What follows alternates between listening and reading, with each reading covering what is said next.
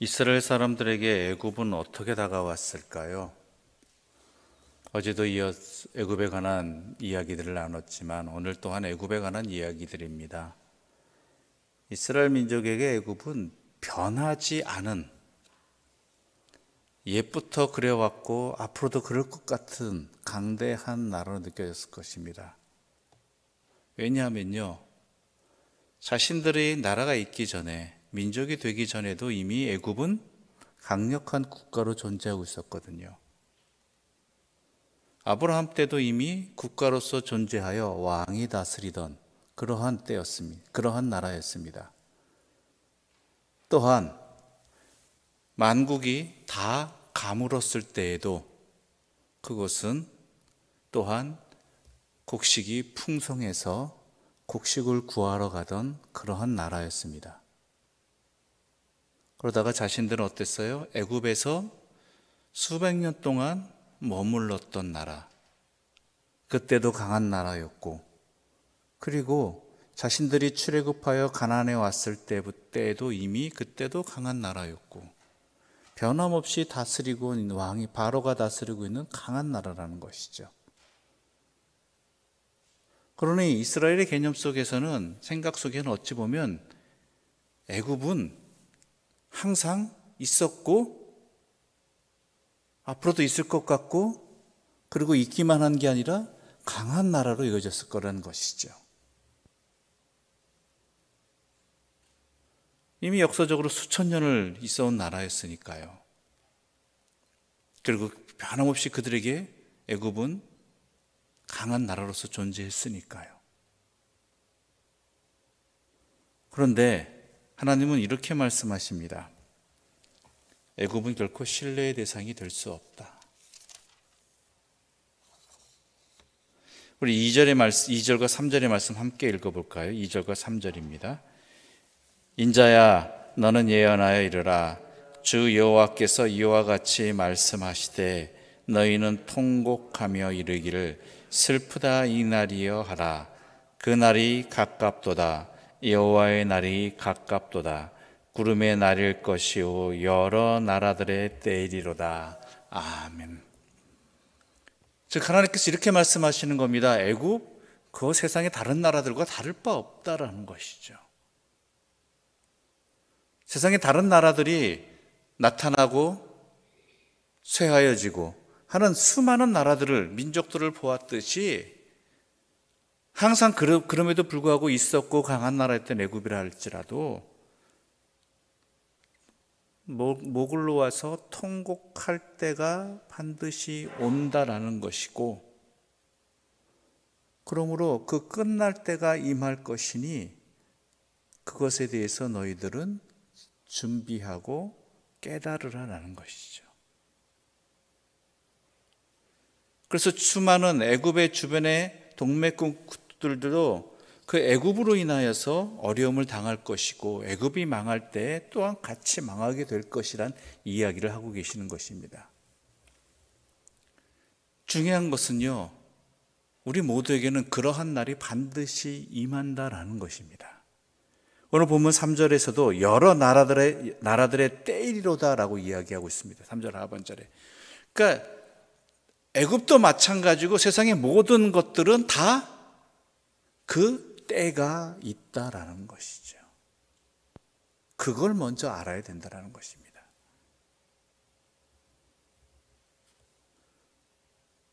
그것이 어떠한 육체적인 생명의 때일 수도 있고요. 또한 어떤 역할의 때일 수도 있고요. 또한 무슨 상황의 때일 수도 있다라는 것이죠.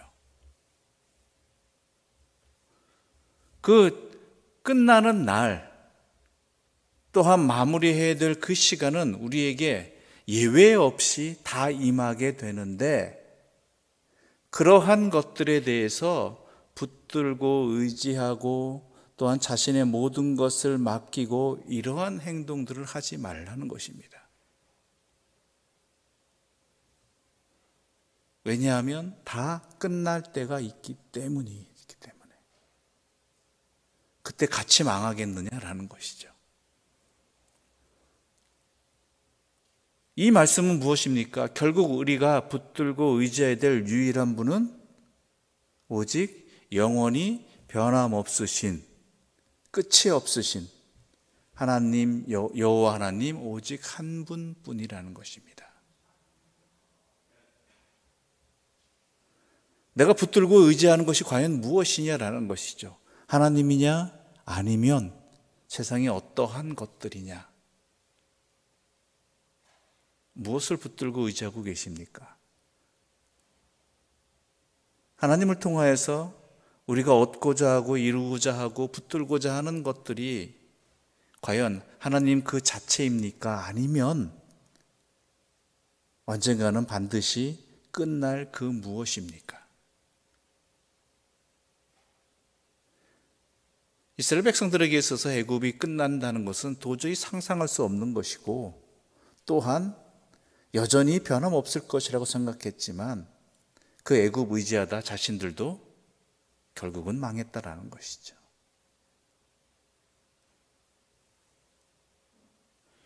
또한 오늘 본문이 말씀하고자 하는 것이 있습니다.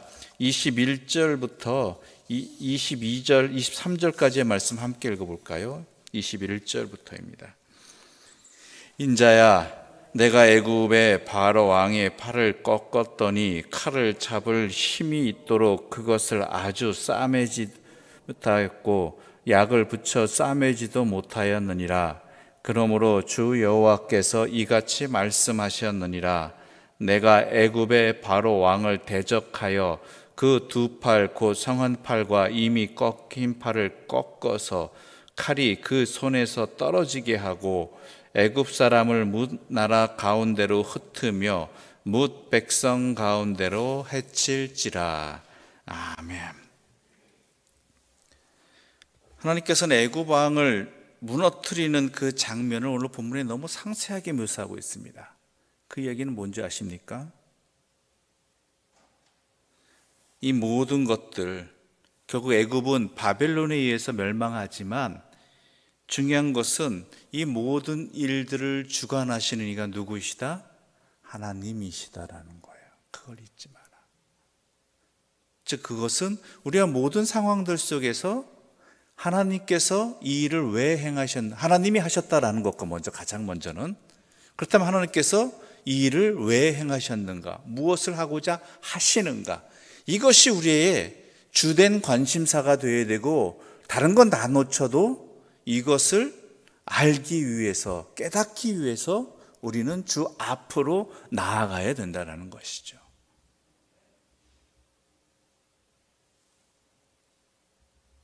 애굽에 무너지는 것은 국력이 약해서처럼 보이지만 실제로는 뭐예요? 하나님이 섭리하심이다라는 거예요.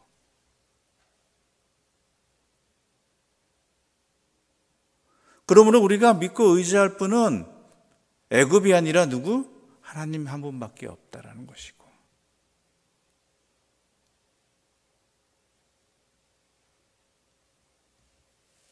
그래서 25절과 26절에 이렇게 말씀하고 있는 것입니다. 함께 읽어보겠습니다. 25절과 26절입니다.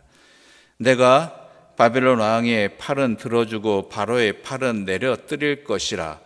내가 내 칼을 바벨론 왕의 손에 넘기고 그를 들어 애굽 땅을 치게 하리니 내가 여호와인 줄을 그들이 알리라. 내가 애굽 사람을 나라 가운데로 흩으며 백성들 가운데로 해치리니 내가 여호와인 줄을 그들이 알리라.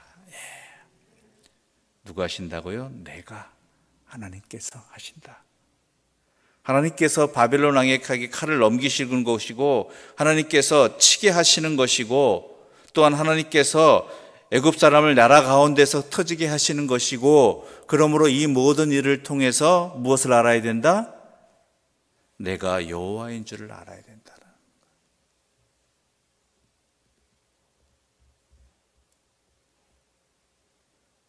코로나19라는 상황도 마찬가지입니다.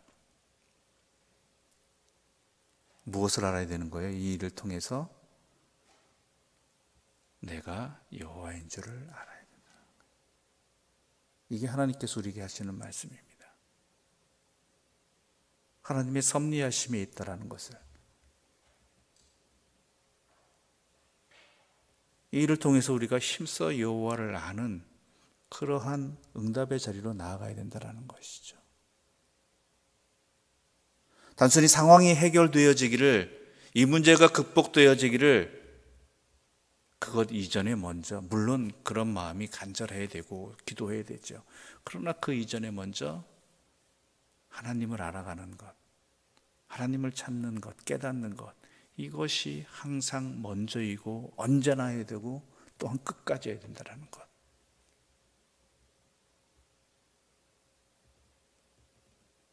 이것이 진리입니다.